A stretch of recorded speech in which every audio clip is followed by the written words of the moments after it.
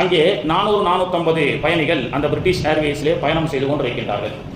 அந்த 400-450 பயணிகளுக்கும் மதுபானம் விநியோகம் செய்யப்படுகிறது. அனைவரும் மதுபானங்களை வாங்கி அருந்திக் கொண்டிருக்கக்கூடிய, வானில் உயரம் பறந்து கொண்டிருக்கக்கூடிய அந்த பிரிட்டிஷ் ஏர்லைன்ஸிலே ஒருவர் மட்டும் அந்த மதுபானம் வேண்டாம் என்று மறுக்கிறார்.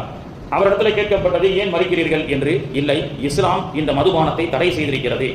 முஹம்மது ரசூலுல்லாஹி ஸல்லல்லாஹு அலைஹி வஸல்லம் அவர்கள் இதை வெறுத்திருக்கின்றார்கள். குர்ஆன் இது கூடாது என்று எங்களுக்கு சொல்லிக் கொடுக்கிறது என்று அதற்கு அவர் பதில் சொல்கின்றார்.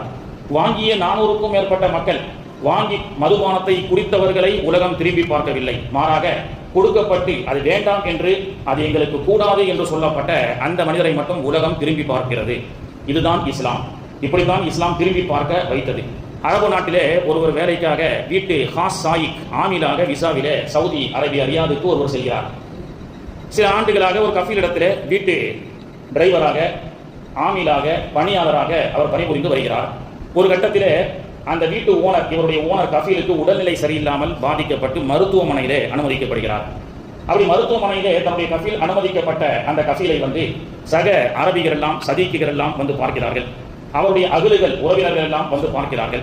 அப்படி அந்த வரிசையிலே அந்த கஃபீலுடைய ஆமிலாக இருக்கக்கூடிய, பணியாளராக இருக்கக்கூடிய, ஹாஸ் சாயிக் என்று சொல்லக்கூடிய ஹவுஸ் டிரைவராக இருக்கக்கூடிய அவரும் சென்று மருத்துவமனையிலே பார்க்கிறார்.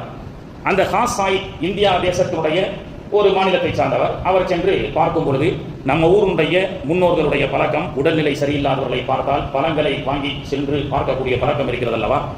இது போன்று அவர் தன்னுடைய கஃபீல் உடல்நிலை சரியில்லாமல் இருக்கிறார். அவர் ஒரு 1200 ரியால் சம்பளம் வாங்குவார். ஒரு ஹாஸ் சாயிக்கு சவுதியில் இருக்கக்கூடிய கஃபீல்கள் கொடுக்கக்கூடிய ஒரு சம்பளம். இந்த இந்தியாவிலிருந்து வீட்டு ஓட்டுநராக ஹாஸ் சாயிக்காக சென்ற அந்த ஆமில் தன்னுடைய கஃபீலை பார்ப்பதற்காக பழங்களை வாங்கி கொண்டு அதில் ஒரு கவர்ல ஒரு 100 ரியாலை வைத்து அந்த கஃபீலை சந்திக்கிறார். கஃபீல் பழங்களை வாங்கி வைத்துக் கொண்டு அந்த 100 ரியாலை பார்க்கிறார். அங்கே சக சதீக்குகள் எல்லாம், அரபிகள் எல்லாம் அமர்ந்து கொண்டிருக்கின்றார்கள். இது என்ன பழக்கம் அப்படி என்று கேட்கும் பொழுது, இந்தியாவிலிருந்து சென்ற அந்த ஓட்டுநர் சொல்கின்றார், இது எங்கள் ஊரில் இருக்கக்கூடிய பழக்கம் என்று சொல்கின்றார். நாங்கள் உடல்நிலை சரியில்லாமல் யாரையும் மருத்துவமனைக்கு பார்க்க சென்றால் வெறுங்கையோடு செல்ல மாட்டோம். அவர்களுக்கு பழங்களை வாங்கி கொடுப்பதும், எங்களால் முடிந்த சில அன்பளிப்புகளை அவர்களை கொடுத்து அவர்களை ஆறுதல் படுத்துவது எங்களுடைய பழக்கம் என்று அவர் சொல்லும் பொழுது, அங்கே இருந்த அந்த சவுதிகள் சொன்னார்கள், மாநபி அவர்கள் எத்தனையோ ஒழுக்கங்களை இந்த தேசத்திலிருந்து தான் சொல்லிக் கொடுத்தார்கள். மாநபி அவர்கள் இந்த அரபு தேசத்தில் தான் குர்ஆன் இறங்கியது. இந்த அரபு தேசத்தில் தான் அற்புதமான வழிமுறைகள் எல்லாம் மாநபி அவர்கள் கற்றுக் கொடுத்தார்கள். ஆனால் இன்று இந்த அரபு தேசத்திலும் இல்லாத ஒரு பழக்கம், எங்கோ பட்டி தொட்டியில் இருந்து வந்திருக்கக்கூடிய ஒரு இந்திய தேசத்திலே இருக்கப்படக்கூடிய ஒரு மாநிலத்திலோ, ஒரு மாவட்டத்தில், ஒரு சின்ன கிராமத்தில்